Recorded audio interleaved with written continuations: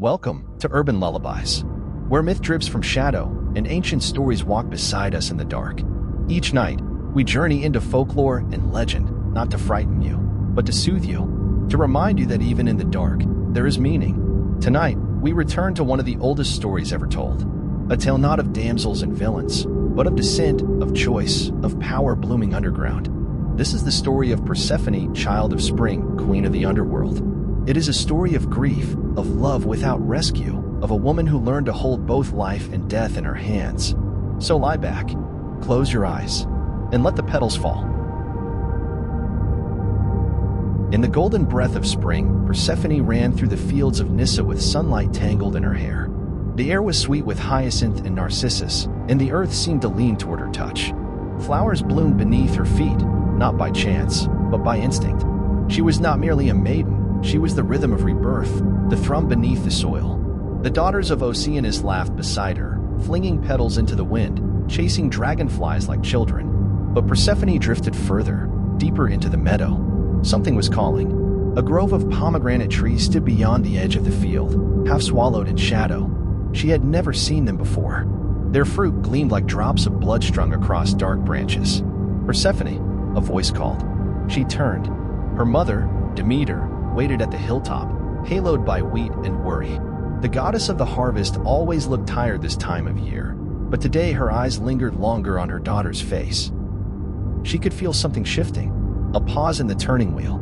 Persephone gave a little wave, a smile that didn't quite reach her eyes, then turned back to the grove. She stepped between the trees. The ground shuddered. A fissure tore open at her feet, deep and black and impossibly wide. The meadow fell silent. No birds, no wind. Then came the chariot. Its wheels roared like thunder. Black horses with eyes like dying stars surged upward from the abyss, and in the chariot stood a man cloaked in midnight, tall, still, ancient. Hades. Before she could scream, his hand was on her wrist. Not cruel, not gentle. Certain. The earth swallowed them whole. The meadow closed behind them, and the petals that had once bloomed beneath her steps turned to ash. The descent was endless. Persephone felt neither whine nor motion, only the pull of gravity turned inward, as though the world folded around her. She clutched her wrist where Hades had touched her. It burned, not from pain, but from some ancient magic. Something binding. Light faded as they passed through veils of mist and shadow. The silence was immense, broken only by the rhythmic snort of the horses and the grind of iron wheels. Then, suddenly, it ended. The chariot stopped on the banks of a wide, dark river, its surface like obsidian glass. Souls drifted just beneath, luminous and slow, their faces turned upward in longing. On the far side, stone towers rose like jagged teeth from the earth, and a palace loomed beyond them, all onyx and ash and flickering firelight. The air was cool, but still. Not cold, not cruel. Persephone stepped out of the chariot, unsteady.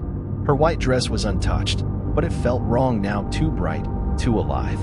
Hades stood beside her, silent. She expected a crown, chains, something grotesque. Instead, he looked at her not with conquest, but with gravity, as though he were not proud of what he had done, only certain it had to be. "This is my realm," he said, voice deep and low like a mountain's breath. "And now, it is yours." "I didn't ask for this," she replied, trembling. "I know," he said. A hall opened before them, lit by blue flames that danced without heat. Spirits moved through it like smoke, bowing their heads as they passed. Some whispered her name, not out of fear, but recognition. She was no mortal captive. She was something more. A throne stood at the far end, empty. Beside it, another. "You do not belong here," Hades said. "Not yet, but you will." Persephone turned to him. "I want to go home." He met her gaze, and for a breath, his face softened. "Then do not eat," he said. "Not a seed, not a crumb." Persephone wandered the palace grounds with bare feet and wide eyes. The underworld was not the barren pit she had imagined in her mother's stories. It was quiet, yes. Dim, but not dead. The garden stretched behind the palace in winding terraces, carved into stone and veiled in mist. Trees stood in silence, some leafless, others bearing fruit in unnatural shades, silver figs, blue olives, pomegranates black as ink. Vines crawled up bone-white columns. Flowers bloomed where none should grow. A soft wind moved through the garden, though no sky could be seen above. She reached out and touched a white lily. It curled gently beneath her fingers, not in fear, but as if bowing. There was something sacred here, something waiting. Do you find it ugly? Hades' voice came from behind her. Persephone turned. He was not dressed in armor now, just dark robes, simple and clean. He watched her like one watching the moon, unreachable, yet present. It's not ugly, she said. It's quiet. It must be. For the dead. For them, and for me. They walked side by side for a time. No words. Just footsteps and the low rustling of pale leaves. Then, gently, why me? Hades paused. He looked at a flowering tree whose branches sagged with shadowed fruit. Because you are spring, he said. And I am not. She didn't know what to say. Was that flattery? A confession? A curse? He turned to her again, more serious. The world above is not ready to lose you. And I did not take you to steal you away. I took you because I saw something even the gods rarely see. What? A queen. Persephone's breath caught. He left her then, disappearing down one of the stone corridors. She stood alone beneath the ghostly vines, her thoughts louder than the wind. And somewhere, deep in the earth, a pomegranate ripened. Above, the world grew quiet. Demeter stood at the edge of the meadow where her daughter had vanished, her hands sunk into the earth as though she could pull Persephone back with her fingers. But the ground was sealed, smooth, unbroken. No trace of chariot wheels, no sound of hoofs, no scent of the spring. She called to the gods, to the river, to the wind. No one answered. In her grief, she tore the blossoms from their stems and let the soil go barren. The wheat curled brown in the fields. Vines shriveled. Bees vanished from their hives. She wandered from village to village in the shape of an old woman, her hair tangled with frost and her eyes hollow with fury. Have you seen my daughter? She asked again and again. The girl with the mourning in her voice? But none had. And slowly, across the mortal world, the harvest failed. Crops blackened under pale skies. Rivers slowed. Cattle perished. Mothers wept. And in Olympus, the gods began to take notice. Zeus sat uneasy on his throne. She was taken, Hermes whispered, by your brother. Zeus clenched his jaw. You allowed it, Demeter said when he finally came to her. You let him tear her from my arms. She is not harmed. She is gone. Demeter raised her arms, and the earth trembled. Bring her back, or the world starves with me. Thunder cracked. Lightning split the horizon, but nothing grew. And in the underworld, Persephone dreamed. She saw the roots of trees twist through soil like veins. She saw her mother's face streaked with tears. She saw famine stretch across the land like a shadow. She woke with her hands in the pomegranate grove. One fruit had fallen open. Its flesh glowed like garnet. She touched it, just barely, and felt its weight. The pomegranate sat heavy in her palm, its skin warm despite the chill in the air. Persephone held it like a secret, like a thing she wasn't supposed to touch. The juice clung to her fingertips, dark as rubies, sweet as blood. She did not eat it. Not then. Instead, she carried it with her as she wandered deeper into the palace halls. Each corridor revealed something stranger than the last, rooms of unlit mirrors that reflected only the past, gardens where the dead came to rest, libraries full of forgotten names. And always, there were whispers. Some called her Kore, the maiden. Others called her Queen. She did not yet know which name was true. At the Hall of Mourning, she found Hades again. He stood before a still pool where the spirits of the newly dead gathered. They did not cry. They simply watched. He turned to her, unsurprised. They come here before crossing the river, he said. To say goodbye? To remember. One last time. Persephone stepped beside him, her eyes scanning the faces, young, old, broken, peaceful. None spoke. None blinked. She found herself holding the pomegranate tighter. They feel no pain here, Hades said. Only the truth. Persephone glanced up. Do you? Hades looked at her. A pause. Then, quietly, only when I watch you walk away. She didn't answer. She left the hall in silence and returned to the garden where the fruit had fallen. That night, alone in her chamber of stone and ivy, she sat by the fire. The pomegranate glowed faintly in the low light. She raised it to her lips, hesitated. One bite.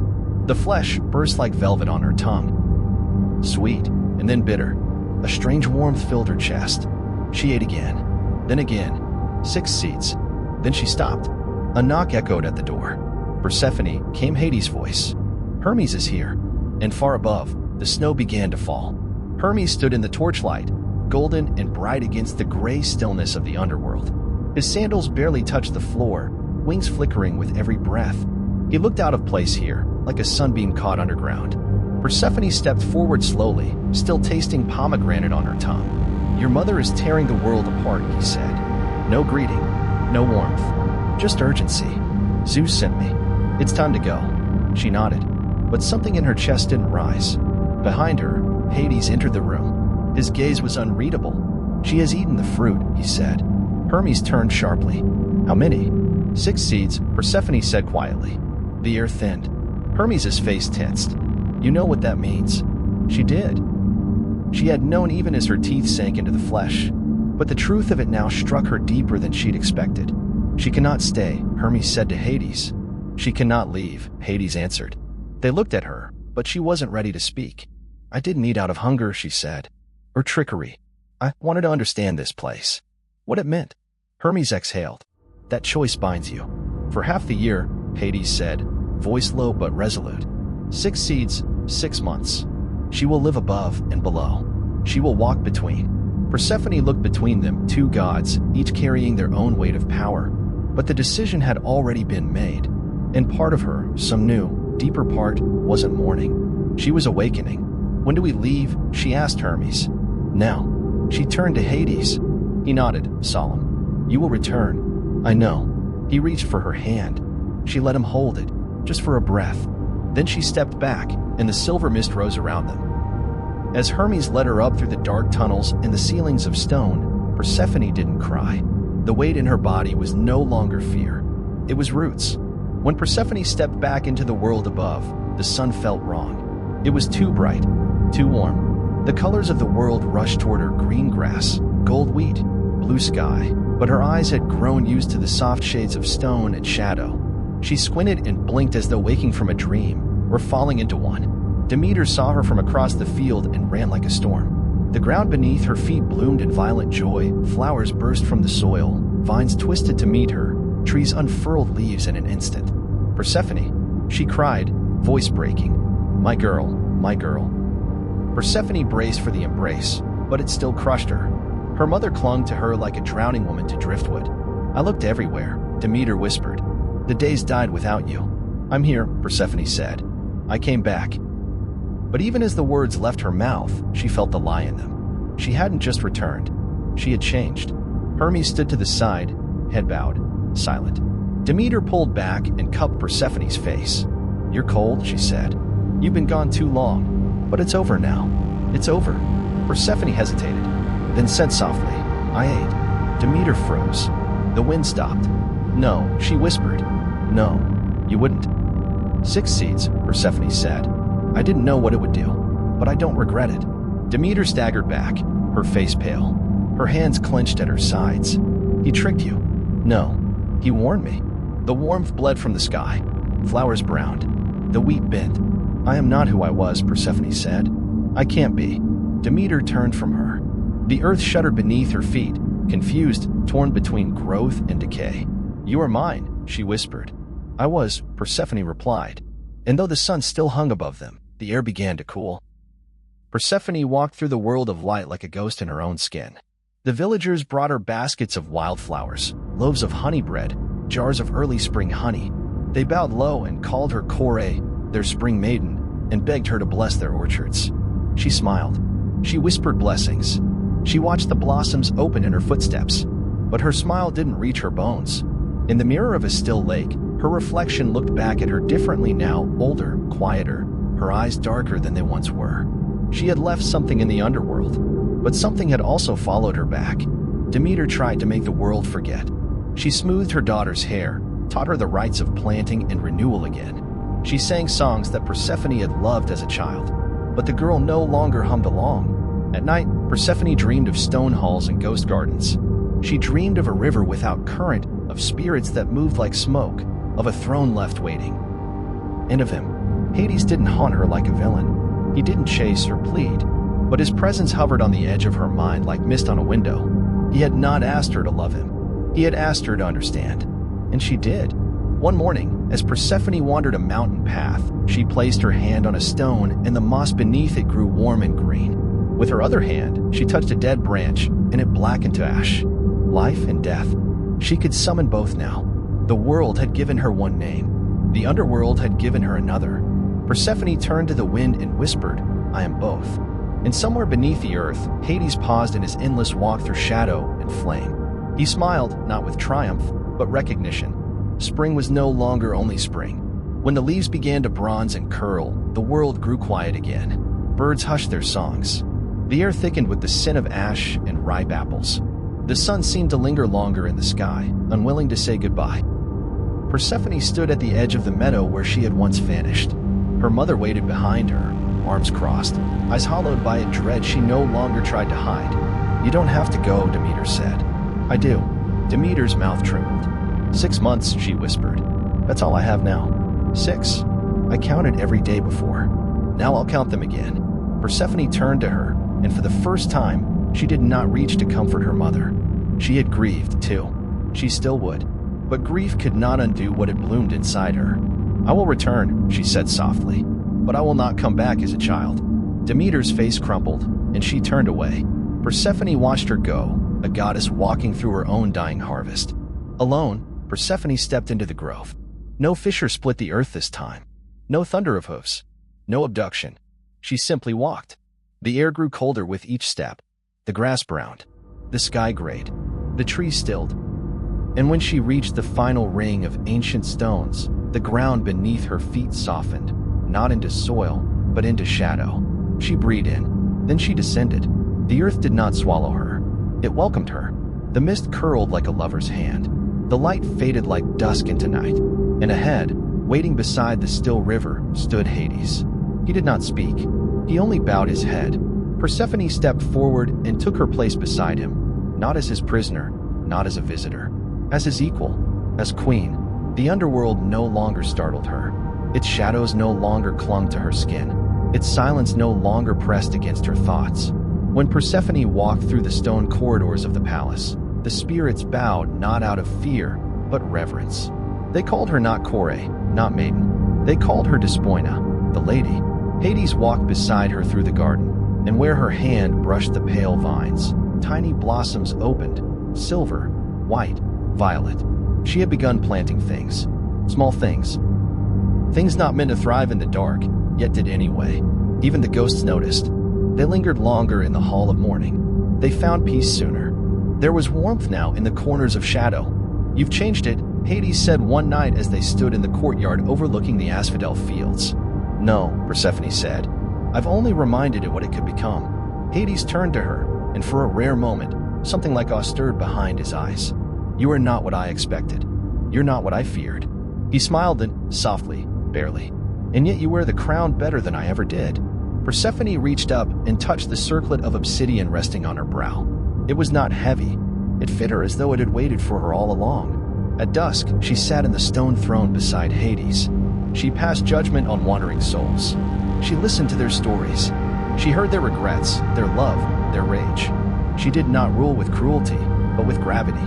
One soul, a child, lost and weeping, clutched her hand and asked, "Are you the one who brings the light?" Persephone knelt. "Sometimes," she whispered, "but not always." The child nodded. "That's okay. The dark isn't so bad with you in it." And that night, under a moon that couldn't be seen from the surface, Persephone smiled. She was no longer a girl who had been stolen. She was a woman who had returned. Winter in the underworld was unlike winter above. It didn't howl or freeze. It waited. Everything there was stillness, patience, and breath held in the dark.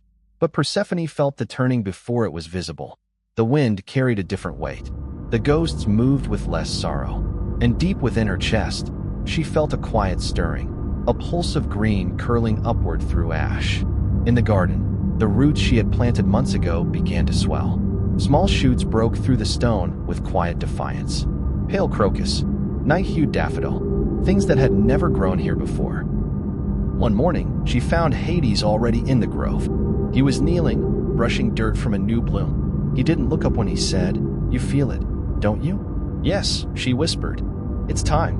Persephone stood still for a long moment. She had lived in this kingdom long enough to know its every sigh. It had become a part of her, no longer foreign, no longer frightening. "I don't want to leave it behind," she said. Hades rose, brushing the soil from his hands. "You're not leaving it. You're letting it breathe." He stepped closer, and for a moment, they simply stood there, the ghost flower blooming between them. "You made this place kinder," he said. "You made me stronger," she replied.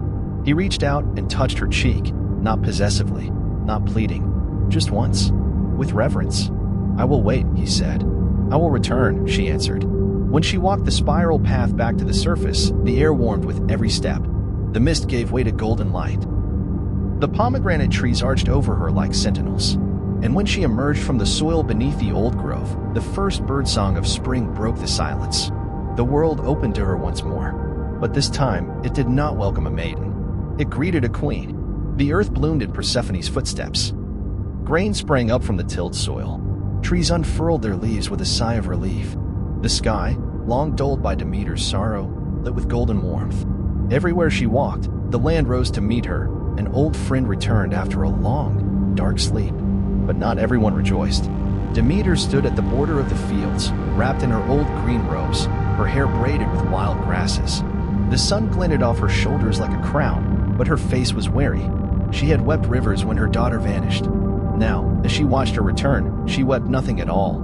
Persephone approached slowly, not timid, but aware.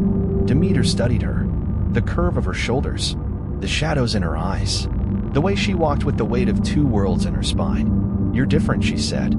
"I had to be." Demeter's jaw tightened. "I wanted to protect you." "I know. I still do." Persephone reached out. Her fingers brushed her mother's, warm to warm. "But I am no longer something to protect." For a moment, neither spoke. The wind moved gently through the wheat. Then Demeter let out a breath she'd been holding since autumn. "You've grown," she said, and though there was sorrow in it, there was also pride. "I've rooted," Persephone said. Together they walked the fields. The villagers gathered, whispering prayers, laying wreaths. Children followed with laughter. Birds sang above them, and the scent of lilies filled the air. Persephone touched the soil and felt at home with life. But deep within her, she also felt the cool ache of stone, the quiet of tunnels, the shadowed garden where nothing bloomed without effort. She missed it, not because it was home, but because it was hers. Half the year belonged to the sun, the other half to the dark. And she belonged to both. In the months that followed her return, Persephone did not rest. She rose early with the sun and walked the villages. She spoke to farmers, blessed their fields, taught them how to plant by the moon, and read the rustle of leaves. Flowers bloomed where her fingertips touched bark. Bees returned to hives that had long sat empty. Grain stood tall and golden in places where famine had once laid waste. But she did not wear innocence anymore. She wore poise, a strange quiet strength that made even the oldest priest bow a little deeper. Children still brought her petals and ribbons, but the elders offered wine, blood, and silence. She was no longer just Demeter's daughter. She was something more. In the evenings, Persephone sat beside the hearth and listened. Travelers told her stories of distant lands, of temples and kings. She asked about the dying and the lost, about widows, about memory, and about the places where people said the gods never listened. She remembered every name. Demeter watched from afar, torn between awe and a grief she could not voice. She loved her daughter. But the girl she had raised was now a woman she did not entirely recognize. "You walk like you've been crowned," she said one evening, not unkindly. "I have," Persephone replied. Demeter nodded, pressing a hand over her own heart. "And yet I fear the weight of it will hollow you." Persephone looked out across the hills, where lanterns glowed like stars in the dusk. "It already has," she said, "but I've learned to bloom in the hollow." And she had. With every blessing she gave, with every child she comforted, she planted more than just seeds. She planted stories, symbols, truths that would outlive temples, not of a maiden stolen, but of a queen who walked between worlds by choice. As the months slipped by and the days grew shorter, Persephone began to feel the shift again, not in her body, but in the land. The petals she touched lingered a little less. The wind carried the dry breath of endings. Leaves browned at their tips and spun from trees in graceful spirals. The bees grew quiet. The soil cooled beneath her bare feet. The world was preparing to let go, and so was she.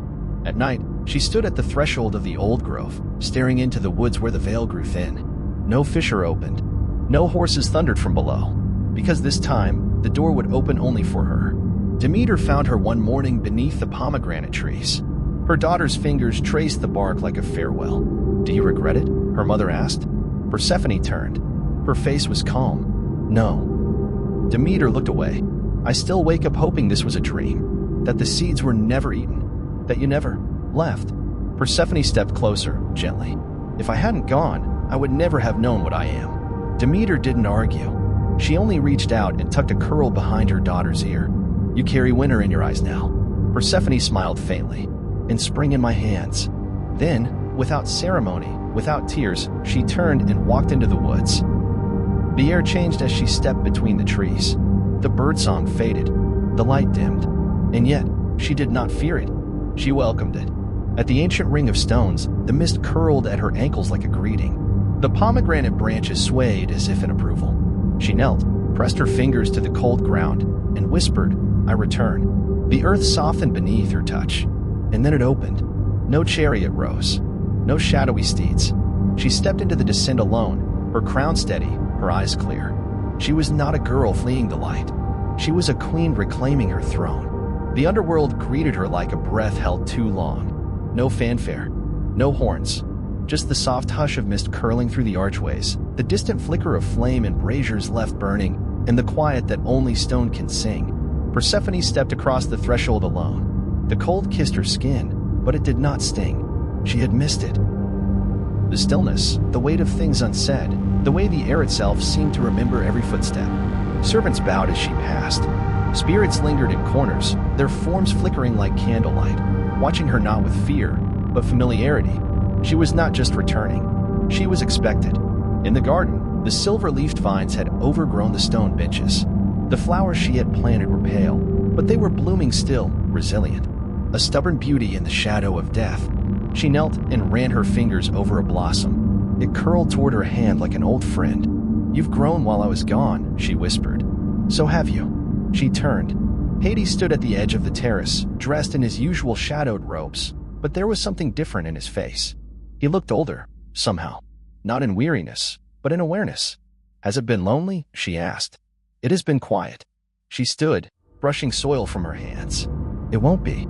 They walked the halls together in silence.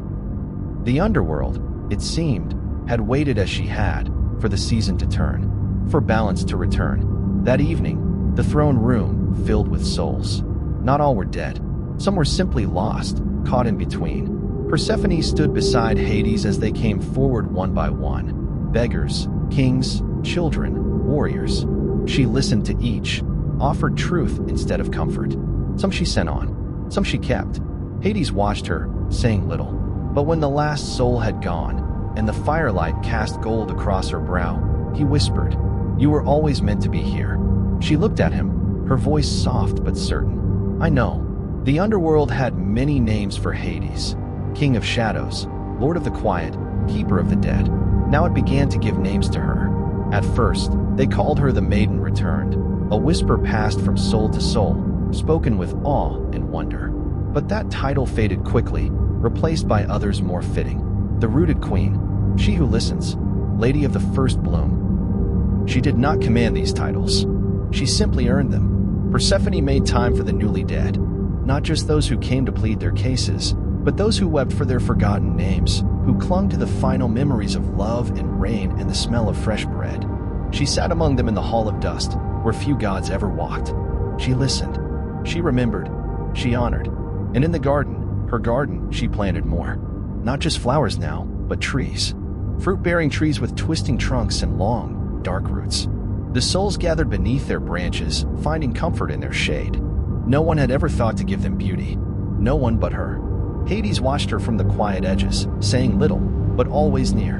When she turned to him with a question, he answered without hesitation. When she fell into silence, he gave her space. They ruled together, but not as mirrors, as balance. One evening, a spirit approached the throne with trembling hands. He carried nothing but a name. The name of a child he had left behind. He could not remember the child's face, only the love. Persephone knelt beside him, placed her hand to his chest, and the memory returned, brief, sharp, and golden. The man wept, then smiled, then vanished in peace. Hades said nothing, but later, as they walked the shadowed halls, he turned to her and asked, What do they call you now? She looked out into the mist and replied, Hope. Far above the underworld, the gods stirred. Olympus, bright, golden, and ever-changing, thrummed with a quiet tension. The winds carried strange news from the earth. The harvest had never been more abundant. Villages whispered of a queen who walked through frost without dying, who turned grave soil fertile with a glance, who returned to the land of the dead by choice. Not Demeter's daughter, not Hades' bride, just Persephone. Zeus summoned the winds to listen. Hera frowned over her polished goblet. Apollo, ever curious, played softer tunes and gazed more often at the horizon. Even Artemis, solitary and wild, paused once beneath a winter moon and whispered the name aloud, as if testing its shape on her tongue. Hermes, who had carried her across the border of life and death more than once, said nothing. But in his private journals, hidden in folds of air and magic, he wrote of her as one writes of a rising star, a boundary breaker, a thread between worlds. Only Demeter sat in uneasy stillness. She had felt the shift before the others. When she walked among the fields, the people still bowed. They still prayed, but their offerings had changed. Fewer wreaths of grain, more pomegranate seeds left on stones. Flowers planted not in rows, but in wild, blooming spirals. They were praying to her daughter. One night, Demeter stood at the edge of a mirror lake and spoke aloud to the wind. "She's not yours," she told the darkness. "She never was." And somewhere beneath the earth, Persephone paused as she traced her finger through frost-laced ivy and whispered back, "I was never only yours." And though no thunder broke Olympus that night, a slow truth settled in the bones of the gods. A new force had taken root, not in rebellion, but in balance. The surface world greeted her differently now. When Persephone returned in spring, the earth bloomed, but not with innocence. It bloomed with reverence. The people did not just see her as the seasons returned. They saw something deeper, something earned. They left not just garlands at their altars, but small letters, carved bones, locks of hair, even names etched into bark. Offerings for the lost, for those not forgotten. They called her the flower that grew in the dark, she who comes back. And they began to speak of death without fear. Children were told bedtime stories of her garden beneath the earth, where flowers never wilted. Elders, nearing their last days, closed their eyes not in dread, but in quiet expectation, whispering her name like a doorway. Persephone. She spent her days walking roads no gods bothered with, caring not for marble temples, but for the humble fire pits of shepherds and the worn benches of midwives. She listened to stories. She sat beside graves. She watched spring be born from winter again and again, and knew that both were sacred. Demeter walked at her side more often now, quieter, less insistent. "Do you love it there?" she asked one morning, watching Persephone braid snowdrops into a young girl's hair. "I love what I become there," Persephone said. Demeter didn't reply, but she didn't argue either. And when the wind changed, and the trees began to shed their summer gold, Persephone packed her things without prompting. The villagers lined the road with lanterns and petals. They did not cry. They did not wail. They bowed. And as she disappeared into the shadows of the grove once more, a child whispered to her mother, "Where is the queen going?" The mother smiled, placing a hand to her heart. "To tend the roots," she said, "so we may keep the spring." The underworld did not stay the same after her return. Persephone carried the scent of soil and sunlight with her, not on her skin, but in her presence. A kind of gravity that softened the silence and stirred the dust in corners long untouched. Where Hades brought order, Persephone brought renewal. Together, they walked the edge of Lethe, the river of forgetting. Souls knelt there, desperate to wash away pain and memory. Some hesitated, trembling. Some plunged in without a second thought. "They come to forget," Hades said, "but not all want to lose what made them." Persephone knelt at the river's edge, touched its surface, and the water shimmered violet for a heartbeat. "Then we give them a choice," she said. So they built a second path. One that did not flow into forgetting, but through remembrance. Persephone shaped it with vines and silver blossoms, and called it the Garden of Echoes. Here, souls could walk and speak aloud the names they had loved, the stories they had lived. No punishment, no erasure, only witness. The other gods scoffed. "The dead should be silent," Ares said once with a sneer. But Hades only said, "Then you've never truly listened." And Persephone? She simply smiled. Word spread. The underworld became more than an ending. It became a passage, a mirror, a place to remember with peace rather than fear. The mortals called it the Hollow Garden and whispered prayers. The ferrymen began carving flowers into their oars. In the deepest night, Persephone would sit beside Hades on their thrones, not above the dead, but among them. And though no torch burned there brighter than in years past, the shadows seemed less cruel. For the first time in the history of the dead, hope bloomed underground. Centuries passed. Empires rose and crumbled, and still, the seasons turned. Still, the flowers bloomed. Still, the ground grew cold when Persephone walked back into shadow. The people no longer remembered the exact shape of her face, nor the voice that once blessed their harvests. But they remembered her name. They spoke it when the first green broke through the snow. They whispered it at funerals, not as farewell, but as a promise. She will guide you. Artists painted her with arms full of lilies and pomegranate seeds resting on her tongue. Poets wrote of her as the bridge between love and loss, between death and rebirth. In some villages, lanterns were lit every autumn not to ward away spirits, but to light the way for their queen's descent. Persephone watched it all from her throne beneath the earth. She watched the way her name evolved, how it left Olympus and settled into story. She no longer needed temples. She had roots, deep, quiet, enduring. Hades never left her side. Sometimes, when the moon hung low and the world above slept soundless, they would walk the garden she had built. The trees whispered in the windless dark, leaves like silver coins, petals catching starlight that had never touched the surface. "Do you miss it?" he asked her once. "The world above?" She turned her face upward, toward a sky she could not see. "I carry it with me." She closed her eyes, and in the hush that followed, she felt it all, the weight of the crown, the sin of spring, the soil of both worlds. And when the time came, she rose again, not with reluctance, not as a ritual, but as a rhythm, as the pulse of what had always been true.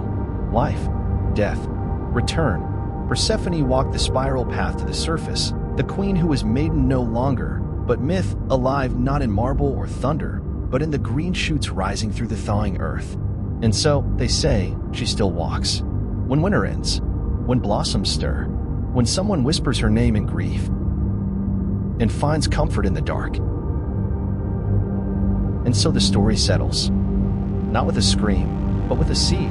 Persephone walks between the worlds still, a half in shadow, half in bloom. And in the quiet, she reminds us that endings are only beginnings wearing darker clothes. Thank you for dreaming with us tonight. If this story stirred something in you, leave a light on for us with a like or a share. And before you drift too far into sleep, tell us in the comments. What legend would you like to hear next? What myth still whispers to you in the dark? Until then, sleep softly. And remember, even in the silence, you are not alone.